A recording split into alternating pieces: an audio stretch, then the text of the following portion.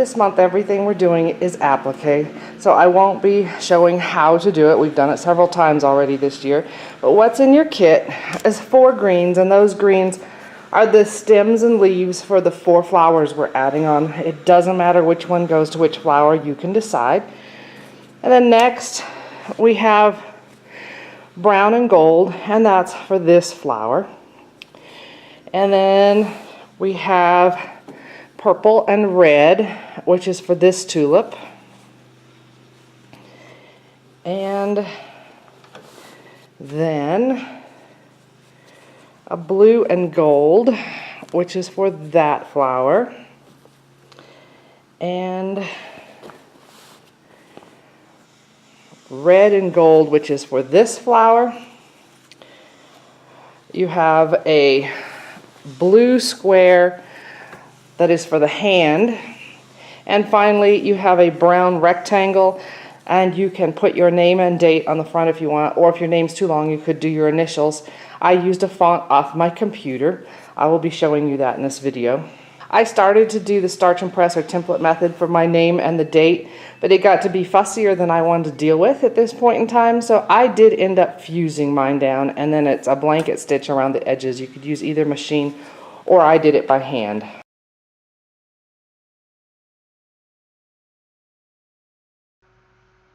My intention in this video is to show you how to use your computer to bring in fonts and use them for patterns, for applique, embroidery, stenciling, whatever you want to use it for.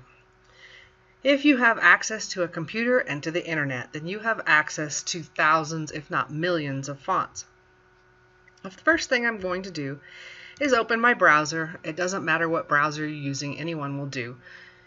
And you could search for different free font sites. I'm going to save a little bit of time and just take you to one that I like.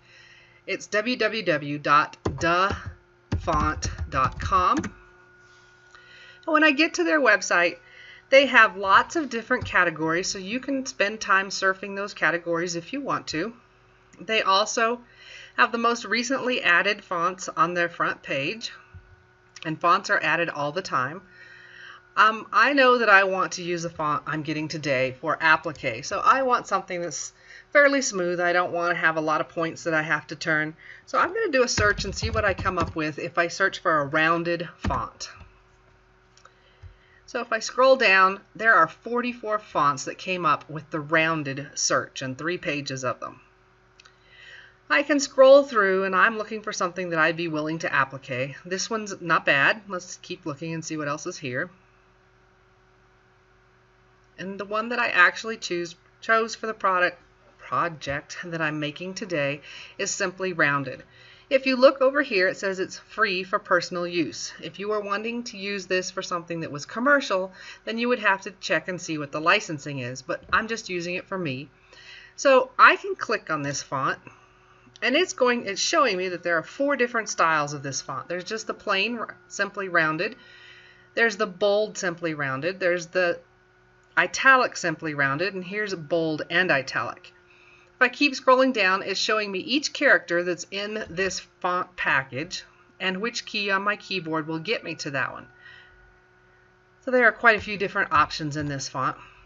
So I can click download, and my computer automatically downloads into my download folder. You need to know where your computer is downloading to. Most likely it's the download folder unless you have changed it. So I can just click here if I want to, but if I wasn't using this immediately, my other option is to go into my folders, and I'm going to scroll up until I get to my downloads folder. Click on that, and because this was the most recent thing I downloaded, it is on the top. So if I double click on that, it opened my folder.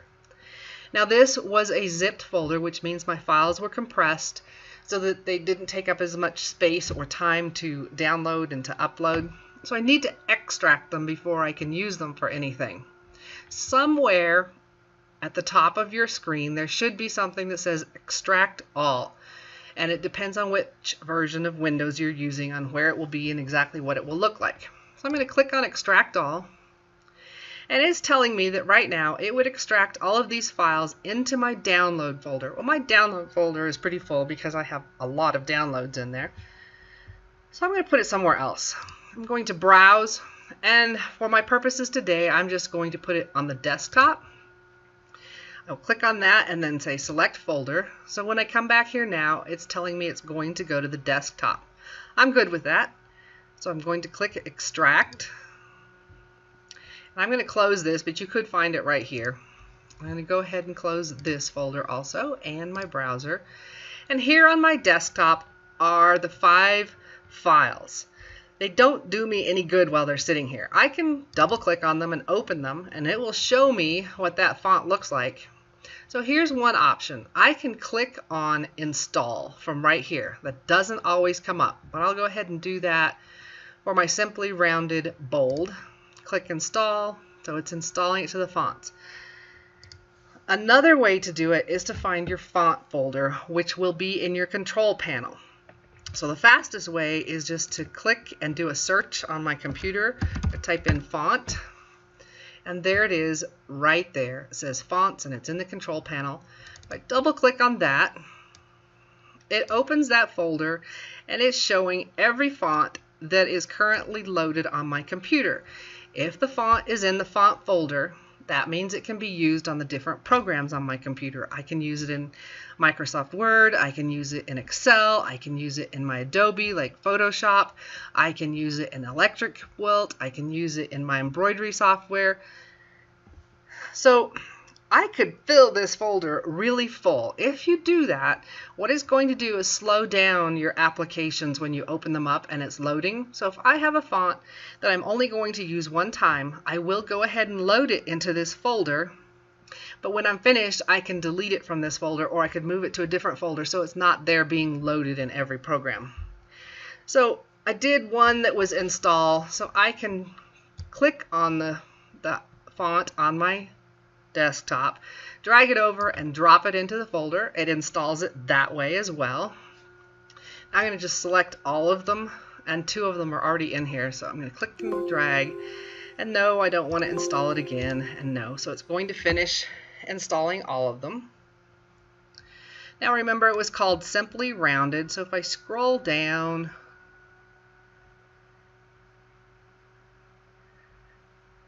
there it is right there, the stack of 4 different styles of that font. So now it's usable in any application that I open. So I can go ahead and close my font folder. And while I'm here, I might as well delete these off my desktop. They don't do me any good here, and I have a copy in my font folder. I'm going to click delete. Now I can use it in whatever program I want. And for patterns, I usually just use my word processing program. Go open Word and open a new document. And I'm going to view it at 100% so I can see what this really looks like when I'm working on it. So now I can scroll all the way down to Simply Rounded. It's in my list alphabetical, and I want you to notice I'm using Microsoft Word 2013. The newer versions, it shows what your font looks like. If you have a really, really old version, then it may not show what it looks like, but I don't have to type it and keep changing it to get an idea of what it looks like. So I can scroll down and say Simply Rounded, click on that.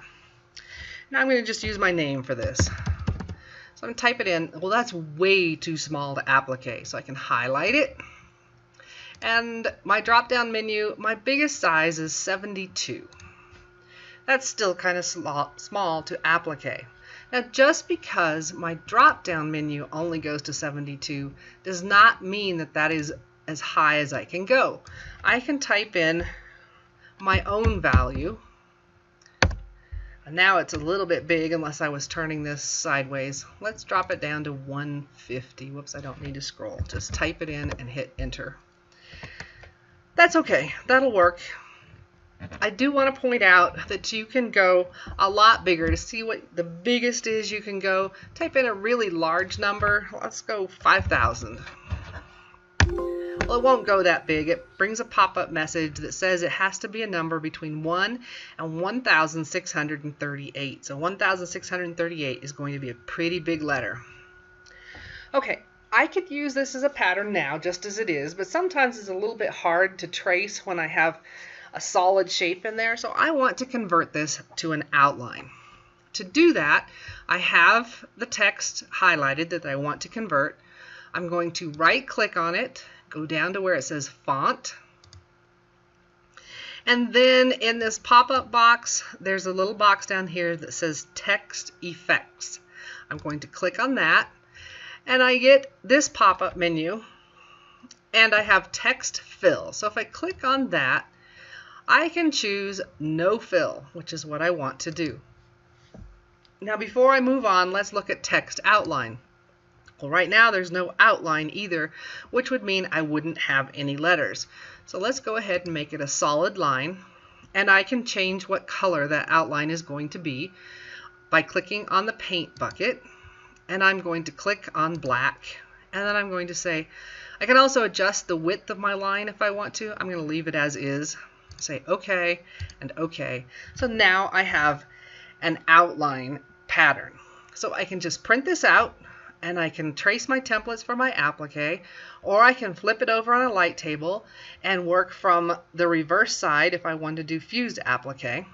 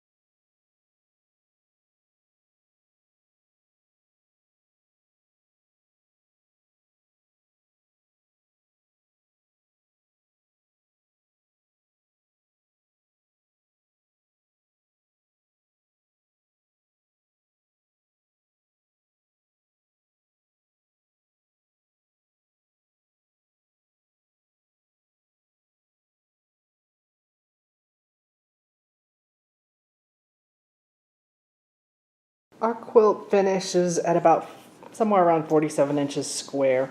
And so I would suggest a 1/2 yard for the binding. That gives you enough that you can cut an extra strip or so if you make a mistake. You can probably get by with 5 strips. I went ahead and cut 6 because of the way I do the binding. You can cut your width 2.5 or 2 1/4. Honestly, most of the time I do 2 1/2. Today I did 2 1/4 because this is a smaller quilt, so I figured a smaller binding. Once we have cut our strips, I'm going to sew mine together into 2 sets of 3 strips. So to sew them together, I'm going to overlap my ends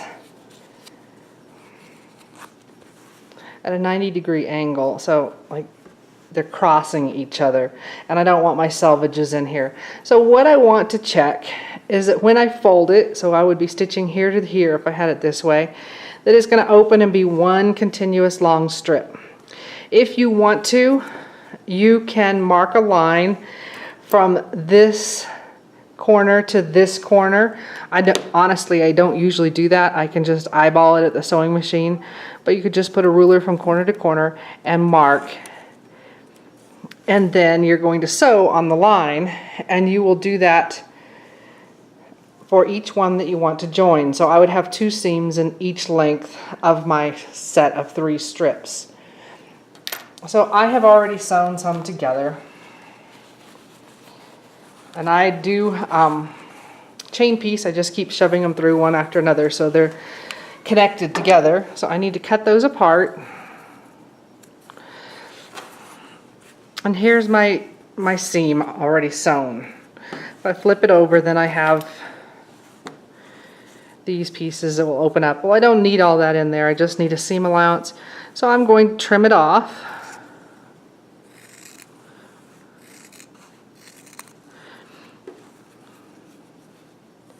And after I've trimmed it off, then I'm going to press that seam open. Like that. And once I have my seams pressed open on my strip, then I'm going to match my long straight edges like this, and I'm going to press a crease into the fold. I forgot to mention why you want your seam to be at an angle like this in the binding. The reason is that it distributes the bulk across the binding and it's not all in one spot. So the binding method I'm showing you is the way I do it. That does not make it the best way or the only way. It just happens to be the way I do it. I don't trim my quilt before I put the binding on. If you're looking at your quilt and it looks wavy, you could mark a line if you want to do it this way. You could trim your quilt, but I want to make sure that my binding is going to be full when I turn it. So I usually don't trim it until after I have the binding on and I can roll it around the edge of the quilt and check and see how much I want to leave hanging out here. You could do a wider seam allowance into the quilt. The problem with that is if you have a quilt where you have a pieced border, then you start losing points if you do wider than a 1/4 inch seam allowance. So this is the way I sew this on. I need to start and stop a 1/4 inch from the edge each time because I'm sewing my miters in. That's where I'm going to be joining my binding. I took my strips that were 3 sections and I cut them in half, and I'm starting on the cut end. And the reason I'm doing that is my quilt is about 47 inches square, and the width of fabric is about 42, and I really do not want my seams that are joining my strips together to land anywhere close to the corner. I want to keep as much bulk out of there as I can. So the way I do this is I usually put a pin in right on the edge of the quilt so that I know where it is. And I do that on both ends that I'm going to be sewing. And then I take my binding strip, and the raw edges go to the raw edge here. I'm going to leave a tail hanging out beyond the pin. An inch and a half is plenty. I know I have way more than that on this quilt. And then my 1/4 inch foot that I'm using,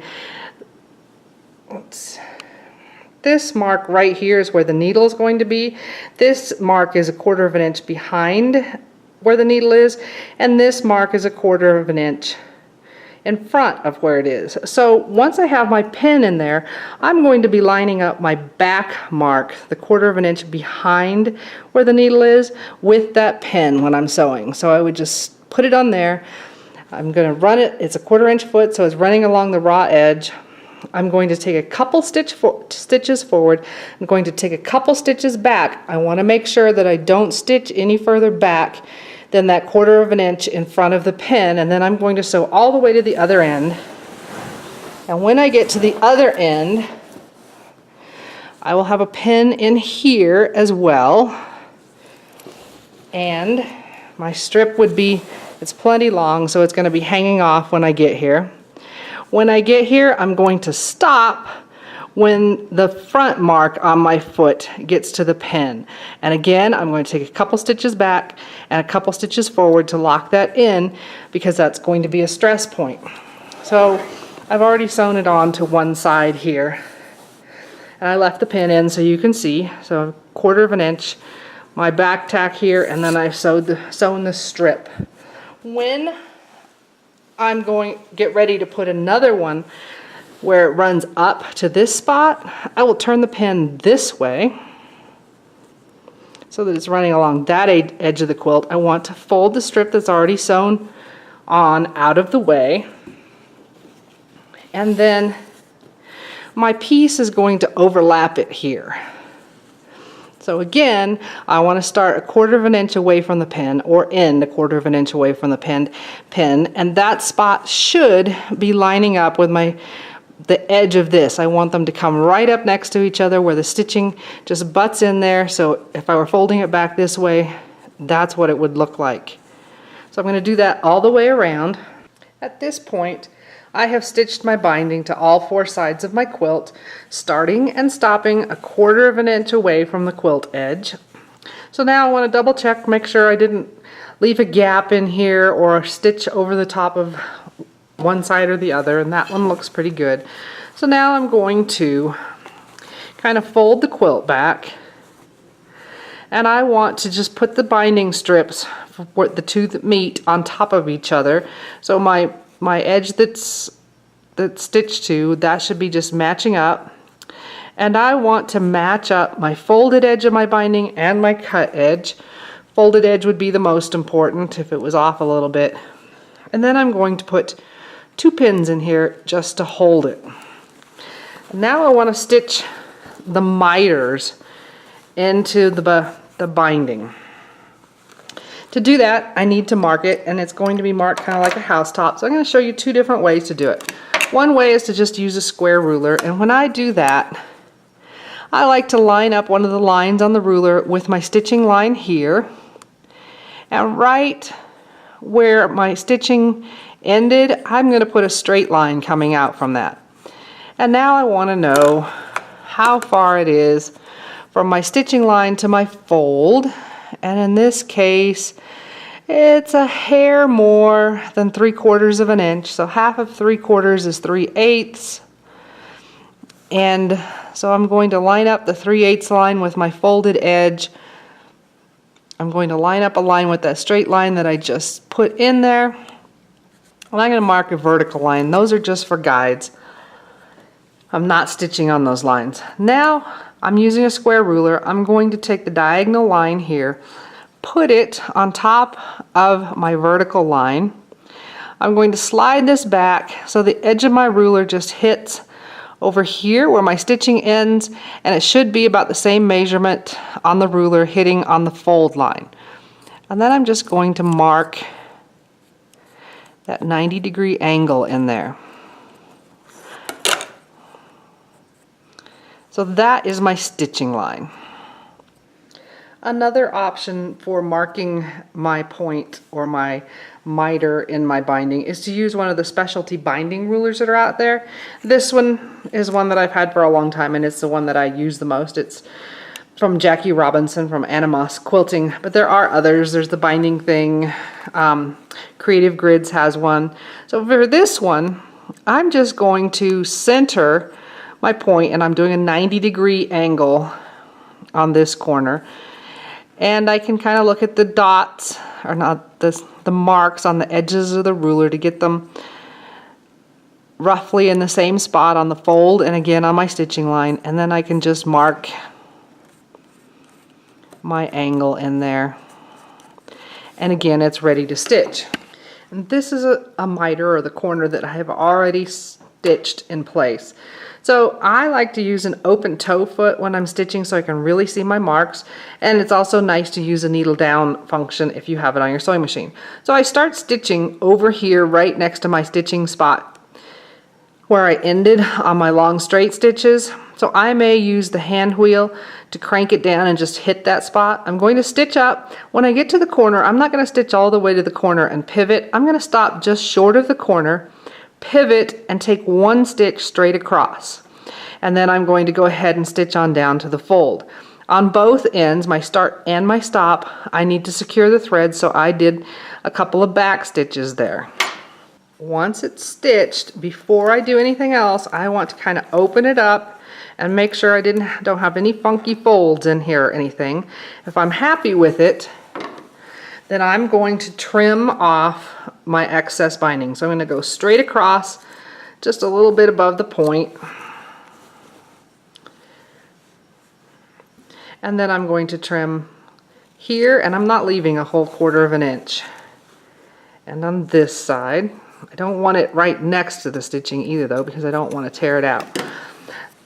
So once I have it trimmed, now I'm going to turn it right side out, and I kind of use my fingers to open up the seam. Don't usually do it with my left, sorry, on camera though.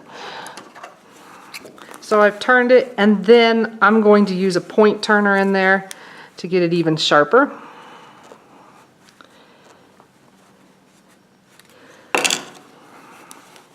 So there's my sewn in miter for my binding. So I will sew them in on all 4 sides of the quilt.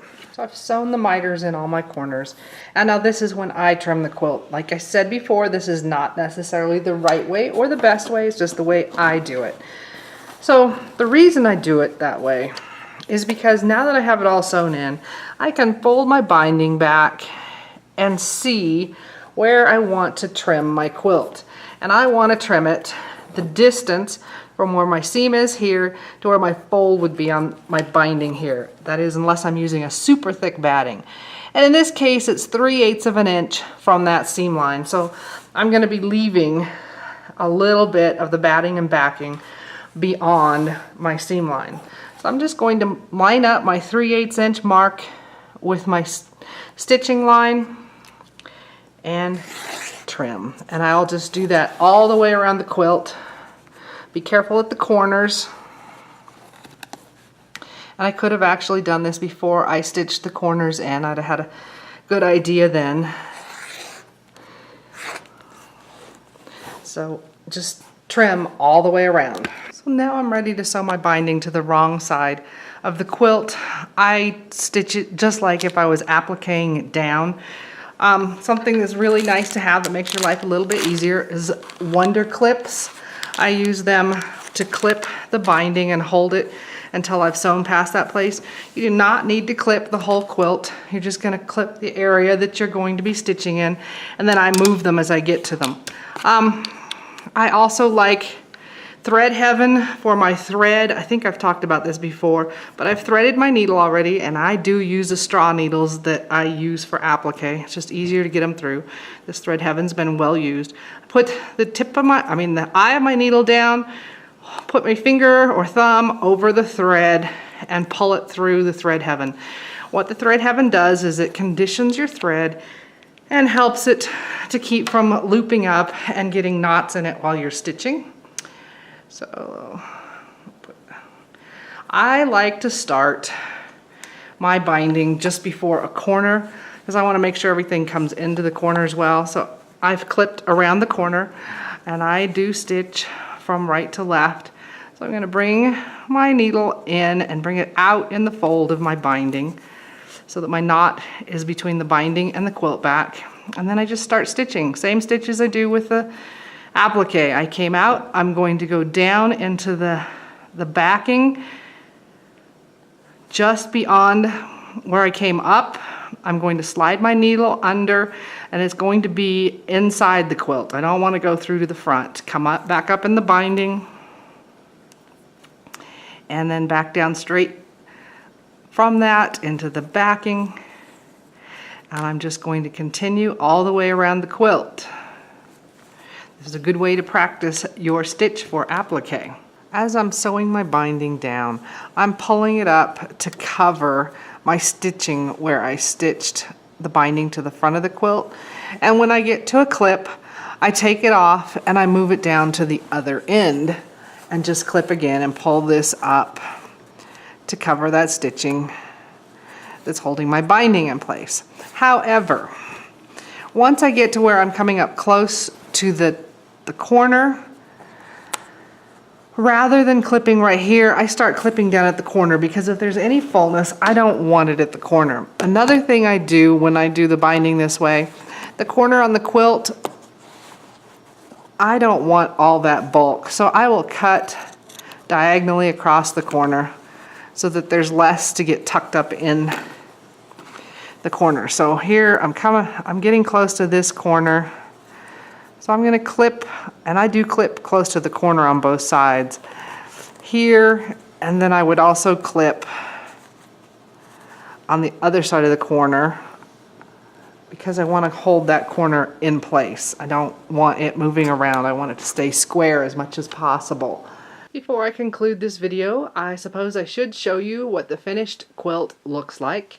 So there it is, all 40 whatever blocks, and then our applique around the edges. I hope you've enjoyed it and learned a lot. I think I've learned a little bit on this one.